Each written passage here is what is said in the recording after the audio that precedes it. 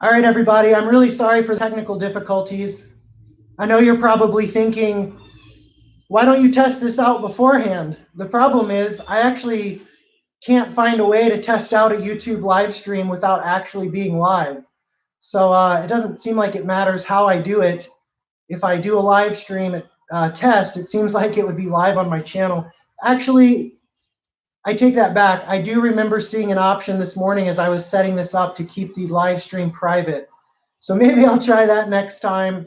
It would still be a real live stream. It's just no one would be able to see it. I think that's how it would work.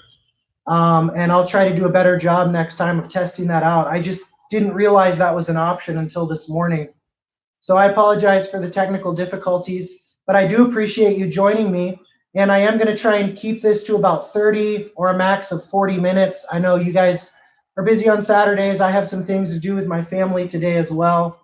But I will do this again in the future if you guys want me to, or if there's other guys who missed this.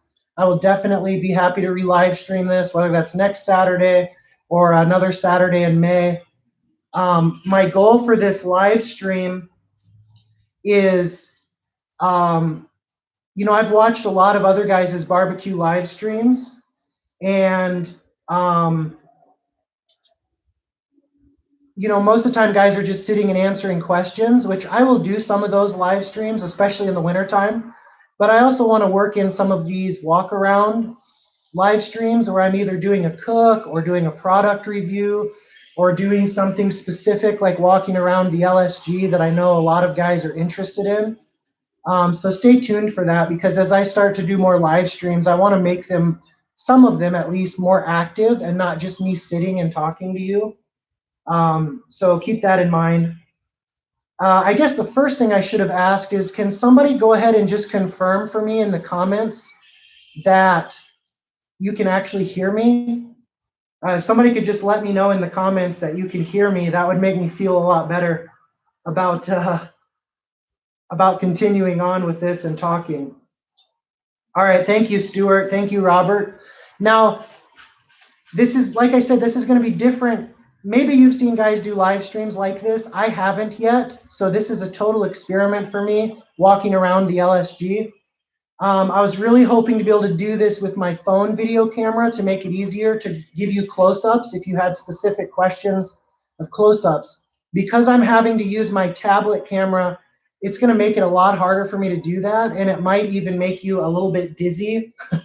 So I might not do a whole lot of picking up my tablet and walking it close to the LSG. I may try it a couple times, but if you guys give me feedback that says, dude, that's making us dizzy, then I'm going to stop doing that, and I'll just answer your questions as I walk around the LSG and point things out. I won't be interacting on the comments because I can't type and do the interactive walk around piece. And also because I'm using my phone and my thumbs, my responses to you be really slow. So please don't take offense at that. I know all the other live streams I've watched, the channel guys are actually interacting in the chat session itself and typing messages. And I'll do that when I do a normal live stream. But again, this is a different kind of a live stream, and it's going to have limitations with that because I'm actually going to be mobile throughout a lot of this. So go ahead and start submitting questions. I will give you, 2 or 3 LSG tidbits off the top of my head here to get us started. But as you have questions, please feel free to type them in. And again, since I'm using my phone, if I miss your question, don't feel embarrassed about retyping it. I've had to do that many times in other guys' live streams where sometimes the questions are just coming too fast and you can't keep up and see them all. So if you have to retype a question, no problem at all. I appreciate everybody who's here. I see a lot of your names that I recognize. I've seen Robert Weber and Stuart Ford and Travis, who's been asking about the wood split sizes. And I will, just a minute, Travis, go get some of my wood splits. I was hoping to set this live stream up in a way that you'd be able to see both my pit and my wood rack over here at the same time. But it's too shady in my garage. and it's too sunny out on the patio, and too loud out there too with neighbors. So I will get a wood split here in just a second, Travis. And if I hope I won't forget, but if I do forget, please remind me. I see Camp Meat is here and Jimbo Q. I had 16 different people tell me in that vote that they would like me to do this today. So that's by far the most. I think I did one video where I did a live premiere, and I think I had 2 or 3 people watching. So if we had 16 people show up for this today, I'd be absolutely thrilled. All right. Let me just touch on a couple of things here. I'll try to keep myself in the picture as much as possible, but it's a little bit hard, to be honest with you, the way I have the tablet set up. And I'm thinking I may move the tablet here in just a minute up to a higher vantage point so I could stand up a little bit, because frankly, I'm not in good enough shape to do squats for 40 minutes.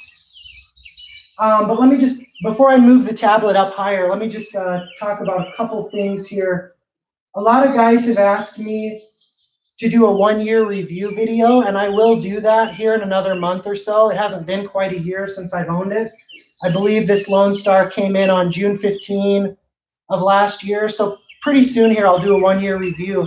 Overall, I am thrilled with it. There's a couple of things I've tweaked on it and changed, very minor things, like if you remember, I did a video on the $6 modification that everyone should put on, which is this little flexible, extendable drain pipe that hooks right onto the ball valve. I definitely would still recommend doing that. That makes it really nice. I know that the white plastic one looks cheap and it doesn't match the niceness of the Lone Star grill. The benefit of it is I can extend it out to 9 inches and point it out the side of the smoker and drain all my water out the side over there. So that's one benefit. Another thing guys have asked me about is, and I don't think you can see it in the shade in here, but a little bit of streaking or discoloration of the paint on my firebox. Some guys get upset with LSG about that. I don't get upset at all. I look at that as a part of owning a smoker, especially because I'm a hot and fast smoker. You know, I've had this pit up to 450 degrees in the cook chamber. And you know, if it's 450 in the cook chamber, it's several hundred degrees hotter in here. So I put a lot of stress on my firebox. I also very early on did something stupid. I was trying to maintain the paint like they say to, and I was spraying it with oil and water, but I wasn't wiping it off. I was just letting the oil and water run down, and so those streaks sort of permanently baked into the side of the smoker paint, and so it looks like there's streaks of paint, but that's actually just from the oil and water, from me not wiping it down, from me just spraying it on there, and I shouldn't have done that. So I have no qualms with LSG over that. I haven't had any bubbling. The only scratches I've had are my fault from putting wood up here before the paint was fully cured, putting wood up here to warm it. So that's sort of my fault. But overall, I love what LSG has done with this. My paint is holding up fine. And yeah, so Travis, let me show you a wood split. And I've had a lot of guys ask about this. What size wood splits do you use? Actually, first, before I do that, let me put my tablet up higher.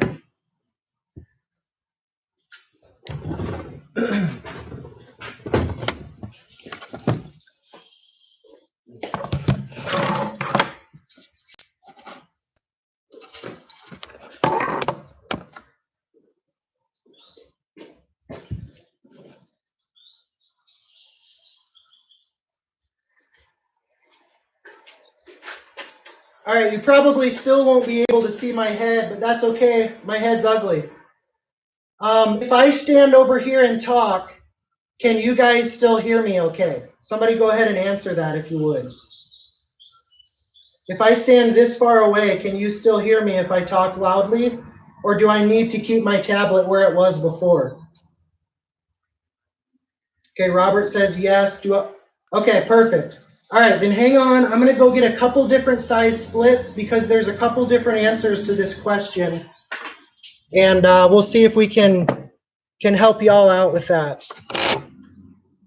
I'm going to try one more time just to get this tablet just a hair higher.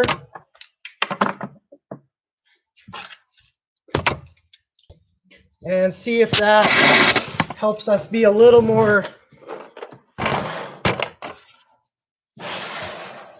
interactive and personal than cutting off my head.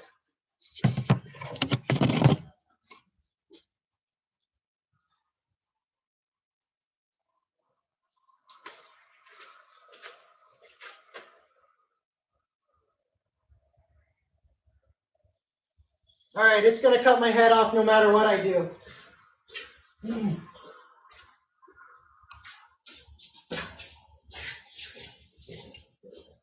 But you don't need to see my head. All right, so to answer the split question, the LSG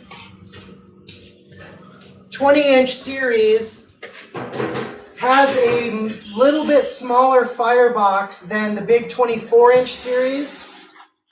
The 24-inch series can easily handle a full 16-inch split that's this size. This is a really big split. This is the size of split you would put into your big old wood stove in the wintertime. That's a full 16-inch split. I don't know, that's probably a good 5 to 6 inches across right here and a couple inches thick. And obviously it's uneven. The other end is all big. And I almost always, if I'm going to use a split this big in this machine, I take my chop saw and I cut it right in the middle.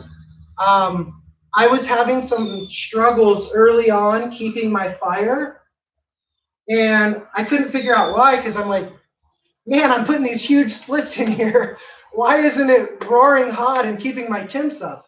And thankfully, Chris Goodlander, the owner of Lone Star Grillz, watched that video, and he actually commented down below, hey, chop your split in half and it'll help you out a lot. Well, that had never even occurred to me. Luckily, I have a nice chop saw that's on a rolling stand, and I can whip that thing out in a hurry and do a split right in half safely and quickly. If you don't have a chop saw, that's going to be a bit of a pain. You know, I would not recommend doing it with a skill saw, or you know, you try to cut a log in half with an axe, you're asking for trouble. You know, logs like to be split up and down with axes. So if you have a Sawzall, or if you just want to do it with a handsaw, that's fine. But honestly, you can get a refurbished chop saw, a pretty nice one, for under $100. I think the first one I ever owned was $70 or $50. I bought it at one of these refurbished tool shops, and I ended up giving it to a buddy who makes golf clubs. And he put a metal cutting wheel on that thing and went to town. But, you know, I would recommend investing in a chop saw if you're going to run the 20x42. That's just my personal. You don't have to. Your other option is to run a split this size. This is cherry, and this is about half the size of the one I showed you first. The problem is when you're ordering wood from somebody like I did, you know, they're not going to split them all down for you. You're still going to have an axe to take this big one and make it the size of this smaller one, and then watch my quick tip fire management video and look how I positioned these sticks. If you are using a full length stick, your positioning matters. Especially if your fire is dying, if your coal bed is small and you're trying to bring it back to life with a full length split, even if it's a skinny one, you still need to stack it in there the right way to give it the best chance of starting. So I hope that helps with the splits. I go back and forth. Sometimes I chop them in half, sometimes I don't. But when they're as big as the big one that I showed you, you pretty much have to chop that in half unless you have a rip-roaring coal bed and you don't mind going to 350 degrees. Because if you put that whole split in there on a rip-roaring coal bed, that big split, that's where you're going to end up. Let's see. Stuart, I don't spray it as often as I should. Let's see if you can see this. I keep my spray bottle. So right on the handle of the LSG, I hang my spray bottle, which is an oil and water mixture. My ugly old t-shirt that I use to wipe down the smoker, and the fire poker that I bought at like Home Depot or Fleet Farm or somewhere like that. I hang all that right on my handle. I keep it there all the time, but I'll be honest, I forget to spray it down. So lately I've probably only sprayed it about every fourth or fifth cook. And you'd want to do that while it's still cold, before it gets up to temp. You don't want to do that while it's hot. I believe that's how LSG explains it. So I spray it down either right before or right after I start my fire. Before I even dump my coals into my firebox, like, you know, while my chimney is still going. And I'll just rub it down with oil. Not only does that maintain your paint and your metal, but it also cleans it a little bit. I'm not a big cleaner guy. Like I'm not trying to keep my LSG pristine. It's a cooker. It's meant to be used. It's gonna get greasy. But I also don't want it to look like it just fell off the back of Ma and Pa Kettle's wagon headed west. So I use the oil and water actually as a gentle cleaner that gets all of the big stuff, all of the dust off the surface, and that seems to work pretty well for me. You should probably do it every second or third cook, but like I said, I've only been doing it every fourth or fifth cook because I honestly forget, and I'm not that wrapped up about pristine smoker. If you want a pristine smoker, maybe you should do it every time. But I just do it about every fourth or fifth weekend, I think. Let's see. I think T-Roy has more cookers than me. Patton French asked, do you have any idea why T-Roy doesn't use his anymore? I think he will use it, especially during the summer. I know Texas is a lot warmer than Minnesota, but you know how it is. I lived in Florida for a year. You get used to that climate. And in December, even though I was born and raised in Alaska, Florida seemed cold to me in December. I mean, when it would get down in the 40s with that humidity, I would be freezing even though I was born and raised in Alaska. So, you know, your body acclimates to where you are. And I didn't want to be outside, to be honest with you, from about Thanksgiving through St. Patrick's Day. I didn't bring my Lone Star Grill outside because of the ice and the snow and just not wanting to mess with it. I'm just speculating. I don't know why T-Roy didn't use it much in the winter, but I think he will. You know, T-Roy's got a few more toys than me. Baby Back Maniac has a lot more toys than me. And these guys just rotate around. Really, my only other option is my Weber Smoky Mountain, and I like it. It's great for charcoal cooking and for being a little more set it and forget it. But I use that enough in the winter. And so I'm pretty much only using my LSG for smoking right now because it's been 4 months since I've gotten to use it, and I'm like a kid in a candy shop again. So that's why I use it as much as I do. Nice. Luke got a cheapo offset from Home Depot for $50 over the winter. Nice job, Luke, picking that up. Good luck on your ribs today. Stuart Ford has a WSM and a kettle. Stuart, I'm trying to remember, are you the one that was watching from England? I think that's where you said you were from. Let's see. If so, thank you for watching. I've had lots of guys from England and Australia. I've had viewers from Iraq, which I assume is probably our servicemen and women overseas watching some of my videos. So thank you to those of you who watch from overseas. I appreciate that. I think about 90% of my audience comes from the U.S. and the rest come from overseas. And And the channel's growing. Actually, if we have time, I might touch on the Lone Star Grillz giveaway at the end here and give you an update on just the statistics of how much my channel has grown in the last 22 days since I released that announcement.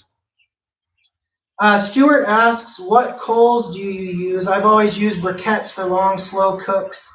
Lump burns hotter and quicker. Do you have a preference? Yeah, so, you know, I only use charcoal to start my fire, and then I immediately switch over to my hardwood. So as soon as I get my chimney lit and I get it dumped in my firebox, I immediately put either 2 smaller splits. I don't put 1 large split on when I'm first starting it because the coal bed isn't big enough and established enough yet with just 1 chimney of charcoal. So usually I'll either take a big split and chop it in half, or I'll use 2 of those skinnier splits, and I just run hardwood from there on out, Stuart. I'm hoping to do a test this summer. I'm hoping to make my own charcoal basket out of expanded metal, put a whole bag of Kingsford in it, and use the temp controller that I've never used. I bought a little temp control fan, hook it up to my port, and do an overnight test just to see how long a basket of charcoal will run this LSG and if I can keep stable temps in the 250 range. But I haven't done that test yet, so I don't know for sure how that'll work. But I only use charcoal to start my fire so far. That's all I've done. And I prefer lump, although you can use briquettes. I just think lump is a better tool for that job of starting a fire. Bobby T, yeah, we talked about that a little bit at the beginning. I am using standard size logs chopped in half, or standard size 16-inch logs that are really skinny that are more like kindling. But if you use a standard 16-incher that's 6 inches around, you're either going to kill your small coal bed, or you're going to make your large coal bed rip-roaring 350, 400 degree cook chamber. So it just depends on what you want. Travis, I don't warm my wood on top of the firebox anymore since I scratched it. I got a bottle of good quality touch-up paint from my local hardware. Actually, I honestly think I got it at Walmart. They actually had the name brand black high-temp touch-up paint, and I touched it up right away, and it hasn't rusted or given me any more problems. Frankly, if you're worried about what I explained earlier about the little bit of discoloration on the firebox, you can easily touch that up as well, but I haven't even done that. Travis, these days, on the 20-inch series, if you can see down here, the firebox does not go all the way down to the frame on the 20-inch series. So I can actually keep logs under here, and a little bit of heat comes down from that firebox and warms them a little bit. But that's as much pre-warming as I do. I've talked a little bit in some recent videos about how I'm not as worried about some white smoke as some guys are.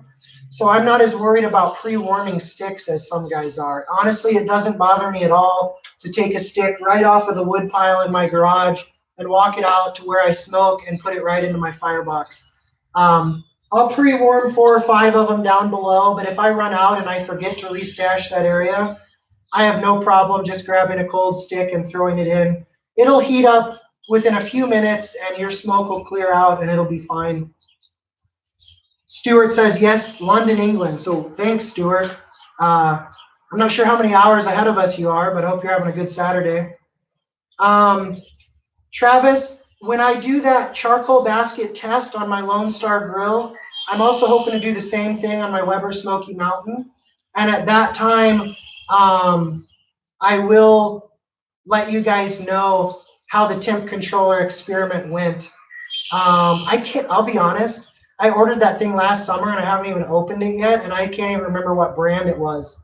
I remember it was a company that was just going to the next model. Actually, I think 2 models ahead. So this one dropped really sharply on eBay and I grabbed it really quickly. And I can't remember what brand it was, but I do hope to demo that. The reason I haven't done it yet is because I'm just not a big low and slow guy. I'm not a big overnight cooker. I like to start my cooks first thing in the morning and go hot and fast. And so I just haven't had a lot of incentive yet to do that test. But hopefully, for y'all's curiosity, I'll get a chance to do that this summer. Thank you, Patton. I appreciate that. I've had a lot of guys tell me that they've ordered LSGs after watching my videos, and that is really cool to hear that. I hope, one way that you can help your favorite YouTube channels is when you buy a product on their page, even if it's not an Amazon store thing that they're getting a cut of that, if you order something directly from a company, which I encourage you to do if you can all afford it, rather than going on the big giant online corporations, try to buy from the local guys who are actually making the products if you can. And when you do that, if you tell them which channel sent you, even if they've never heard of us before, maybe they'll look us up. And it goes a long way towards building goodwill in the barbecue community. And with accessories and tools and equipment, those manufacturers, I mean, Chris Goodlander from LSG told me on a recent phone call with him when I was telling him about this Lone Star Grillz giveaway. He told me he had 5 or 6 guys last year call Lone Star and tell him, we saw your pit on Texas 2.5 and we'd like to order one. And finally, Chris was like, who in the world is this Texas 2.5 dude? I got to go check out his channel. And we've actually become friends through that. I think we're friends. I hope Chris thinks we're friends. But if you want to help out your favorite YouTube channels, that's a great way of doing it that doesn't cost you anything. Just when you order it, put a note in the order or send an email to customer service and let them know, hey, I saw it on Texas 2.5 or I saw it on T. Roy Cooks or Russ Jones. So thank you guys for doing that. I appreciate that. Stuart, we are at 9:30 in the morning here, so it looks like you're 6 hours ahead of us. Travis, how many briskets do you think can fit on the bottom rack? It depends on if you're buying really big briskets or not. I would think in the 15 to 17 pound range.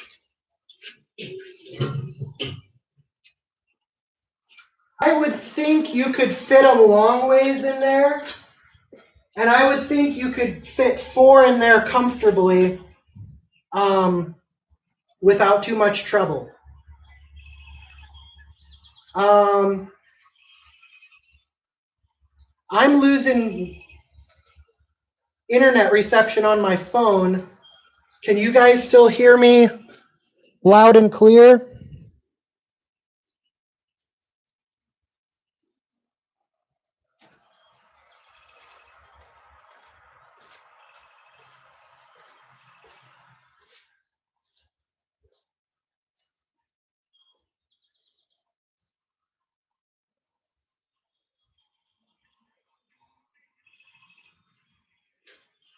Listen, I'm having some internet connectivity problems on my phone. So if you guys could go ahead and type me a message if you guys are still seeing and hearing me. And when my phone reconnects, it'll let me know. I'm just going to keep talking just in case because I don't know if you're still there or not. And I don't want to leave you hanging. But my phone sometimes has some internet connectivity issues. And I'm hoping that's not happening with the tablet. Let me just check.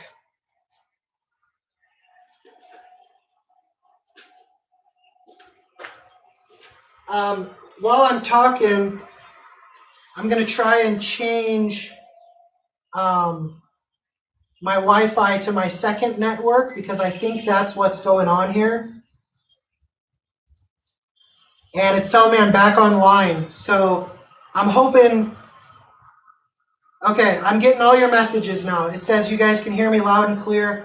Wow, there's 20 of you guys here. I've only ever had 2 or 3 on my video premieres before. Thank you guys so much for showing up. I hope you heard my answer about the brisket. I think on the bottom rack you could fit 4 running front to back, and I think you could fit 2 more on the top rack. Again, if you're in that 15 to 16, 17 pound brisket range. If they're the huge briskets, maybe you'd have to cut that down by 1. Stuart says, I've always done low and slow cooking and seen a lot of videos hot and fast. I've been dubious to do it. Shall I just go for it? Yeah, Stuart, and the best guy to watch for that, I haven't done an instructional video on that yet. T-Roy Cooks, lots of guys have done this. Baby Back Maniac has done it. T-Roy Cooks has done it. Harry Sue has done it. I have not watched all of their videos on it, but I think the very first one I ever saw was T-Roy Cooks doing a hot and fast brisket. Baby Back Maniac has a video of doing a brisket at 400 degrees that I just watched this week. Go ahead and look those up. I would direct you to those guys' channels, as I haven't done a video on that yet, but I would encourage you to go for it, particularly with the heavier cuts like pork butt and brisket. It can save you several hours. It's going to cut back on your smoke ring a little bit, but honestly, if you're using charcoal, I would just increase your wood chunks maybe by 25% or 50%. Just play with that, and it still tastes like good barbecue to me. It's the way I cook 90% of the time. Robert asks, what are my pet peeves with the LSG? I think my biggest pet peeve is just that it's top heavy.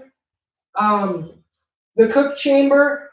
Now this is a two-edged sword, because it's awesome that the cook chamber is really wide. They call this a 20-inch smoker, but at its widest point, this cook chamber is actually 24 inches wide down here where the angle changes and it goes back underneath.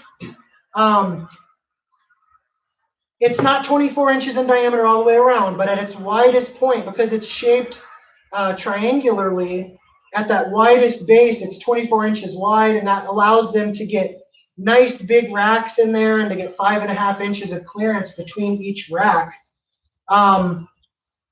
So it's a two-edged sword, because it's awesome to have a wide cook chamber. The problem is the base is a little bit narrower than the cook chamber.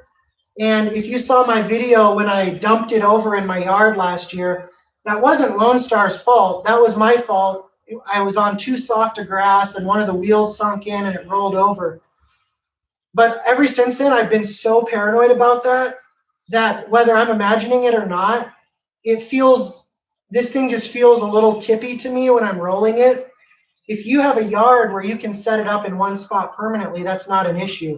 But if you're constantly rolling it on uneven ground, like even my paved driveway is really sloped, so I have to go really slow and be really careful with it. I just wish the base was maybe 3 or 4 inches wider. If you get the off-road package, that widens your base, because the wheelbase of that is wider than the smoker. But if you just have the 5 or the 8-inch wheels, it still feels a little top-heavy to me, and that's probably my biggest pet peeve. Although that's not Lone Star's fault particularly. They're not making this to be rolled all the time. But I live in a townhouse where I'm not allowed to set it up outside, so I have to roll it in and out every time I use it. So that's just part of my situation. The gasket is holding up great, Travis. I haven't noticed any issues with it at all, any smoke leaks. That's a great question. I can honestly say, until you asked me that question, I have not thought about the gasket one time since I ordered this grill. Maybe I'll pay attention to it a little bit closer now that you've asked me that, but I haven't even had to think about it. I have not seen any smoke leaks on this whatsoever. The airflow is perfect. It goes right in my firebox and right out my smokestack, and I don't notice any problems with that whatsoever. I'm going to go about 5 more minutes, and then I'm going to cut us off so that I can go and do some things with my family today, and that you can do some things with your families as well. Thank you, Patton. Patton says, I appreciate your channel is real and not just a commercial pushing products. Keep up the great work. I appreciate that. I try not to be pushy. I try only to recommend things that I actually use and enjoy using. I've recommended the Grill Badger, and 6 months later, I'm still using it and loving it. I've recommended some rubs and sauces for you guys that I've used and enjoyed. But, full disclosure, all of us guys who have our channels monetized and run ads, we want to make a little bit of money on our channel. I mean, I think I've put up 60 videos so far, and each one of those videos takes me probably a minimum of 4 hours and up to 6 hours, 7, 8 sometimes to create. And what you make on YouTube in ad revenue is a pittance of your time. I'll just be totally transparent with you. My channel got monetized about a month ago when I hit 1,000 subscribers, and I've averaged about $2 a day. I've been making in ad revenue during that time. So about $70 in my first month I made. That doesn't come, that's like $1 a video that I've gotten paid so far for my YouTube career. Now, as my channel grows and more people watch, that will grow a little bit. But you know, again, one of the best ways, and I don't think most barbecue fans know this. One of the best ways, if you have a channel that you love and you want to help them out without costing yourself a dime, just watch the ads in their videos. Or, you know, if there's 2 or 3 ads and you only just want to watch one, you only have time to watch one, or there's a 2-minute ad, I get it if you don't want to watch that. I totally understand. But lately, when I go to my favorite guys' channels like T-Roy or Babyback or Russ Jones, I subscribe to 12 or 15 channels, Cooking with Rye. If they have a commercial on their video, I try to watch it if I have time. And if I'm interested in that product, I try to watch the whole commercial, because that's how guys get paid, when people watch their commercials and when people click on ads in their videos. So if you're actually interested in a product, like I've seen a lot of Traeger commercials on my channel lately. Let's say you're shopping for a Traeger or some sort of pellet smoker, and you click on that ad, that gives me a few cents of ad revenue. I don't even know how many, but it's very minuscule.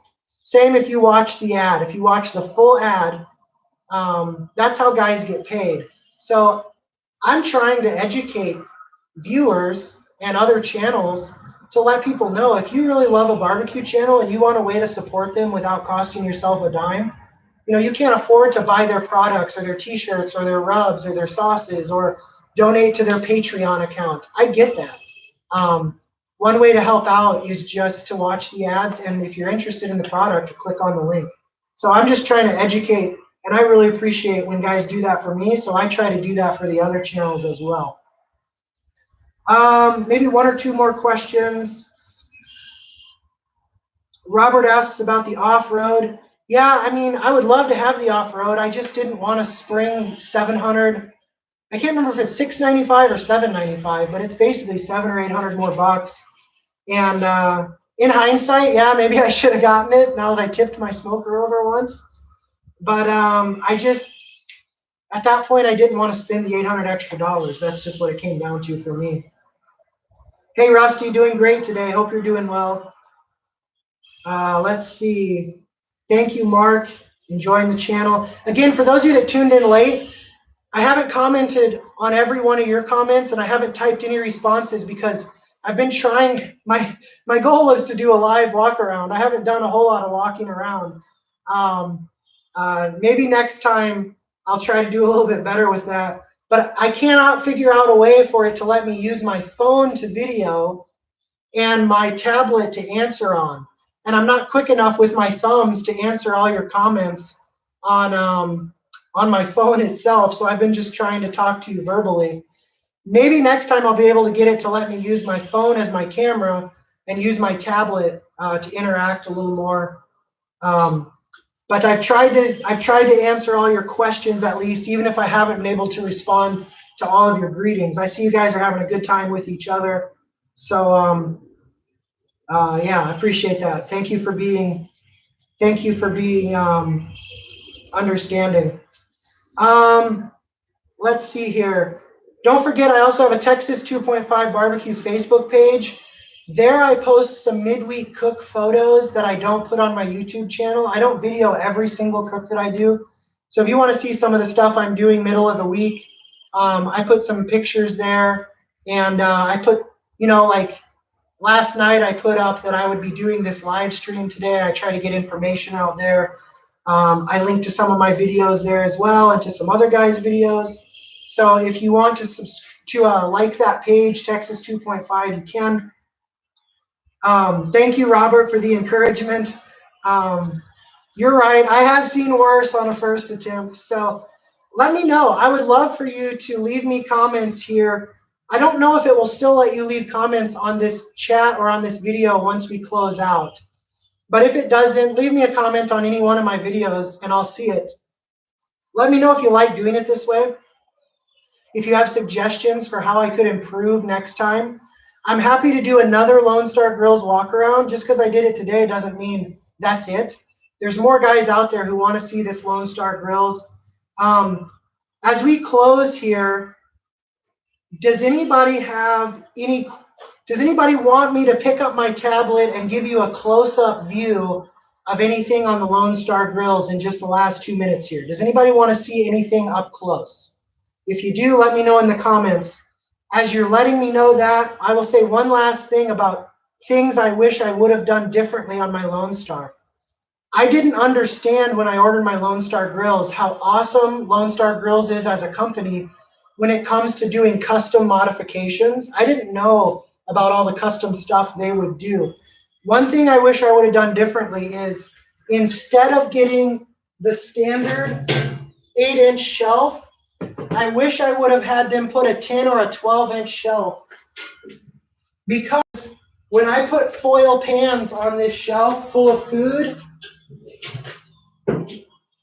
I cannot open my door unless I scoot them back a little bit, which makes me super nervous when I've got a full pan of meat to be hanging it over the edge so that I can open my door.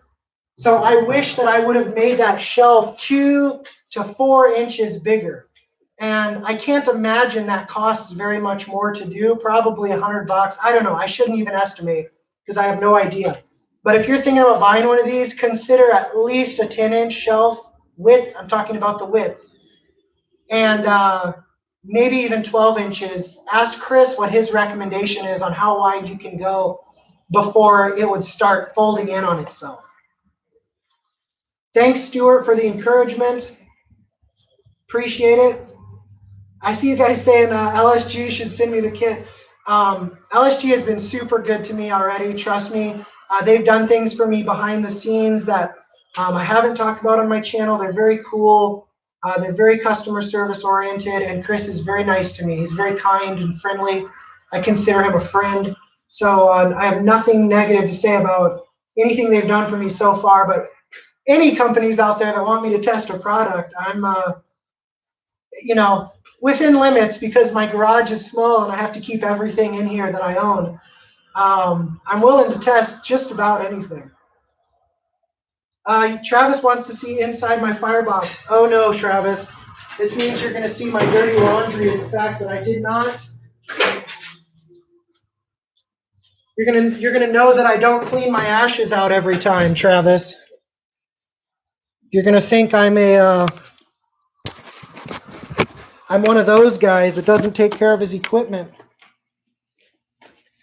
I hope you can see in here. It's really grainy, and I'm sorry for that because we're looking the wrong way with the sun angle. But this 1/2-inch fire grate weighs about 40 or 50 pounds. That thing's never going to burn out. Honestly, I'm not even sure if it's necessary. There's days I wish I would have ordered the 1/4 inch just because of how heavy that 1/2 inch is. To me it seems like even if you got the 1/4 inch, that thing wouldn't burn out for 20 years, maybe ever. So Travis says he wouldn't give me a 10-inch shelf. That's interesting. I wonder if that's on the 20-inch models. I thought I have seen some other guys on the LSG Facebook group who have gotten the wider shelves, and that's where I got the idea. Maybe they only do that on the 24-inch pits. I don't know the answer to that question. So maybe I didn't miss out on an upgrade I could have gotten. Camp Meat says same thing with the shelf on the Traeger. Yeah, I wish that was a little wider, but maybe I don't know. Maybe the way that it's built, it would be too heavy. I don't know. Thanks, Robert. Appreciate you stopping by. I do have a Coleman camping table that I use because that shelf isn't quite wide enough for me. So I do set up my camp table. There's just days where I wish I didn't have to set up my camp table and I could just use the table on the LSG. John says I need Insta Pot. It would certainly grow my channel. I see people who cook on Insta Pots and on other devices like that. I'm trying to think of the other one, the sous vide stuff. Their channels grow a lot faster than mine, but honestly, the Insta Pot just hasn't piqued my interest yet. So Travis says not an option for the 20 inchers. Okay, Travis, I did not know that. Thank you for clarifying that. It'd be nice if they figured out a way, like Rusty says, to fabricate that and to make it work. Yeah, I'd be happy to test that out for them, Rusty. Yeah, if they sent me a new shelf and an off-road package, I'd gladly. So, all right, guys. Well, I'm going to go ahead and take off. Again, please find a way to leave me feedback. Either send me a Facebook message or leave me a comment on my Facebook wall. Just last night, someone pointed out that I did not have comments enabled on my Facebook page. I fixed that. So you guys can leave me comments on my Facebook page now. We'll test that and see how it goes. Again, I'm a very family-friendly channel and family-friendly Facebook page. I want to be able to watch barbecue videos with my 3-year-old daughter and not have to explain any language to her. So if you guys would do the same for me, everybody so far has been great about that on my channel. But again, when you're leaving me comments on my wall, keep that in mind there as well. I want to keep everything totally family-friendly and clean. And yeah, let me know either on Facebook or on my channel on a video here. Leave me a comment what you'd like to see me do on the next live stream and how I could improve it. You will not insult me if you give me suggestions on that. I'll be happy to take your suggestions and improve the live stream. So thank you guys so much for tuning in. I look forward to doing this again next time. And have a great Saturday. Happy smoking, whatever you're doing today. Take care, everybody. And you're welcome, Travis, for answering your questions. It was my pleasure, buddy.